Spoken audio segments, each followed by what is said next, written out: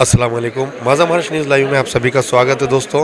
महाराष्ट्र में विधानसभा और नांदेड़ में पोटनिवडणूक लोकसभा के इलेक्शन चालू है, जिसमें हर लोगों को 2 वोट करना है नांदेड़ में। इस बार मैं भी वोट कर रहा हूँ, आप भी करिए और वोट के मतदान की टक्केवारी बढ़ना चाहिए। और हमारे साथ में नांदेड़ ज़िले के कलेक्टर साहब अभिजीत रावत सर है। इनसे हम जानते हैं कि मतदान किस तरीके से करना चाहिए, ये हक़ है अपना, और मतदान आप भी करिए, हम भी करेंगे और इस बार मतदान की टक्केवारी बढ़ाई आहे। ज्या पद्धतीने आपण नेहमी जे गेल्या लोकसभालाही टक्केवारीची वाढ झाली नांदेडमध्ये, अजून इतिहास घडावा यासाठी मतदान करावे, लोकांना मतदानाचा हक कसं पद्धतीने व्हावे आणि लोकांनी मतदान करण्याचे, लोकसभा असो की विधानसभा की महानगरपालिका, मतदान करणं हा योग्य आहे।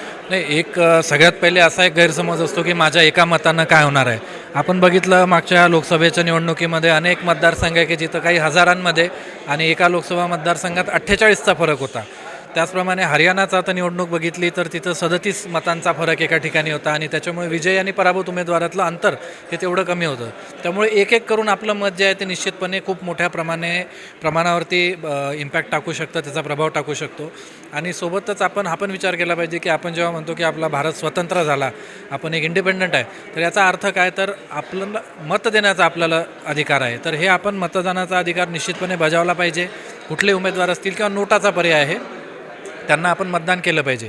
आपण गेल्या वेळेसच्या मतदान टक्केवारीमध्ये किमान 10% वाढ करण्याचं उद्दिष्ट ठेवलेलं आहे आणि त्यामध्ये आपण सगळ्यांकडनं इनपुट्स घेतले, आपले मीडियातले बांधव सगळे असतील किंवा सामाजिक संस्था, मतदारांशी काही संवाद साधला.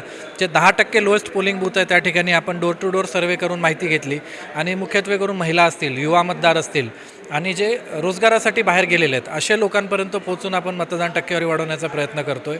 शेवटी माझं हेच सांगणं आहे की जसं आपण दिवाळी आता साजरी केली तर त्यामध्ये एक दिवा लावला तरी संपूर्ण अंधार मिटू शकतो आणि प्रकाश पसरतो, तसं आपलं एक मत हे त्या दिव्यासारखं असतं आणि आपल्या एका मताच्या या दिव्यानं लोकशाहीचा प्रकाश आहे तो सगळीकडे पसरतो. त्यामुळे माझं सगळ्यांना आव्हान आहे की आपण नक्की नक्की नक्की मतदान करा.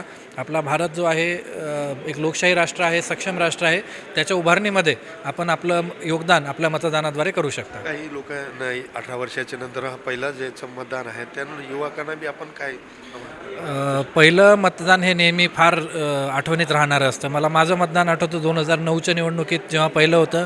मी शिकायला रुडकीला होतो उत्तराखंडमध्ये, तिथून महाराष्ट्रात येऊन त्यावेळेस मी मतदान केलं होतं आणि अजून मला ते स्मरणात आहे.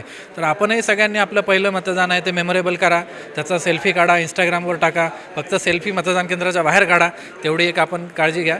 आणि इंस्टाग्रामवर टाका, ट्विटरवर टाका. तुमच्या आयुष्यभर तुमच्यासोबत तो फोटो राहील, एक खूप चांगली आठवण आपल्याला मिळेल. आणि लोकशाहीमध्ये तुम्ही पहिलं मतदान केलं की इथून पुढे सगळे मतदान तुम्ही आठवणीनं कराल, हा पण मला विश्वास आहे. काही लोकांना असं वाटते की मला पोल चिठ्ठी मिळाली नाही किंवा उमेदवाराकडून मिळाली नाही, मी कशाला जाऊ, आणि तिथं गेल्यावर बूथवर बसण्याची सोय नसते, काही असं काय नसते, म्हणून अशा लोकांना गैरसमज होतो. ते वाट पाहू नये असे मी दोन्ही मुद्द्यांबद्दल सांगतो. पहिले तर आपण जे पोलशीटचं वाटप आहे 10 तारखेपासून ते आपण सुरू करतो आहे आणि 10 ते 20च्या दरम्यान सगळ्या पोलशीट वाटल्या जातील, याचं आपण पूर्ण कटाक्षाने लक्ष ठेवू. ज्या ठिकाणी पोचतील नाही त्यांच्यासाठी आपण हेल्पलाईन नंबर देतो आहे, तिथं फोन करून आपला एपिक नंबर दिल्यास आम्ही लगेच आपल्याला ऑनलाईन व्हॉट्सअपद्वारे आपलं पोलशीट पाठवू शकतो. पोलशीट हा एक भाग झाला. पोलशीट जर आपल्याकडे नसेल तरीसुद्धा मतदान करायला काही अडचण नाही. आपलं एपिक कार्ड किंवा आधार कार्ड असेल, रेशन कार्ड असेल, कुठला तरी फोटोचा पुरावा पाहिजे, हे आपण जर दिले तर 12 प्रकारचे कार्ड आम्ही जाहीर करतो. तर ते जरी असले तरी आपल्याला काही अडचण येत नाही. दुसरी गोष्ट महत्त्वाची आहे की मतदान केंद्रावर आपण सगळ्या सुविधा देतो आहे. विशेष म्हणजे नागरिकांना, मतदारांना बसण्यासाठीची सोय आपण उपलब्ध करून देतो आहे.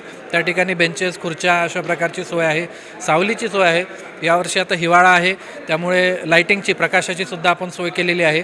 आणि एकंदरीत मतदारांसाठी एक सुखद अनुभव राहावा, एक कम्फर्टेबल त्यांना फील यावा, असाच सगळा आपण प्रयत्न करतो आहे. काही सर तिथे जर आजारी असो की काय झालं तर असं काय नाही, जे तिथं जर मतदान केंद्रावर कोणाला गरज असेल, ज्येष्ठ नागरिक असतात किंवा बऱ्याचदा गर्भधारिणी महिला असतात, दिव्यांग बांधव आहेत, त्यांना चालायला अडचण येते, त्यांच्यासाठी वाहतूक आणि व्हीलचेअर अशी व्यवस्था आपण केली. रॅम्पची पण व्यवस्था आहे.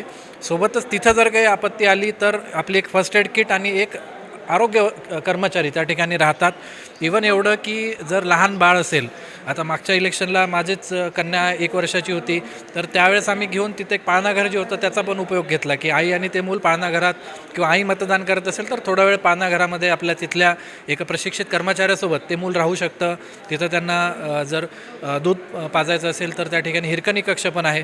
तर मतदान करताना सगळ्याच बाबीचा विचार आपण करतो आणि सगळ्या सुविधा उपलब्ध करून देतो. फक्त मतदारांनी समोरून आता त्या मतदान केंद्रावर येणं आवश्यक आहे. नाही, निश्चितपणे मी दरवेळेस ठेवतो की आता शासकीय अधिकारी म्हणून दर काही वर्षांनी बदल्या होत असतात, परंतु बदली झाली की मी सगळ्यात पहिले त्या ठिकाणी माझं मतदार म्हणून नावनोंदणी करतो. आणि गेल्या वेळेस मग मी नांदेडमध्ये लोकसभेला मतदान केलं होतं. याही वेळेस नांदेड उत्तर विधानसभा आणि नांदेड लोकसभा पोटनिवडणूक या 2मध्ये मी मतदान करणार आहे. आपणही निश्चितपणे करा. अजून एक विशेष गोष्ट म्हणजे नांदेड लोकसभा मतदारसंघात पोटनिवडणूक आहे, त्यामुळे हे महाराष्ट्रात 25 वर्षात कदाचित पहिल्यांदा घडते की लोकसभेची पूर्ण आणि विधानसभा अशी पोटनिवडणूक आहे. तर हा सुद्धा एक अनोखा योग आलेला आहे. 2 वेळा मतदान करण्याचं एक संधी आपल्याला आहे नांदेड लोकसभा क्षेत्रासाठी. तर तीसुद्धा आपण निश्चितपणे त्याचा अनुभव घ्यायला पाहिजे. हे होते आमच्यासोबत नांदेड जिल्ह्याचे जिल्हाधिकारी अभिजित रावत. यांचं असं म्हणणं आहे की मतदान किती महत्त्वाचं आहे आणि सर्वांनी मतदान करावे. मी पण मतदान करणार, आपण मी मतदान करा. नांदेडहून मी शेख या माझा महाराष्ट्र. ताज्या बातम्या पाहण्यासाठी माझा महाराष्ट्र लाईव्ह या आमच्या न्यूज चॅनलला सबस्क्राईब करा. व्हिडिओ आवडल्यास व्हिडिओला लाईक आणि शेअरही करा.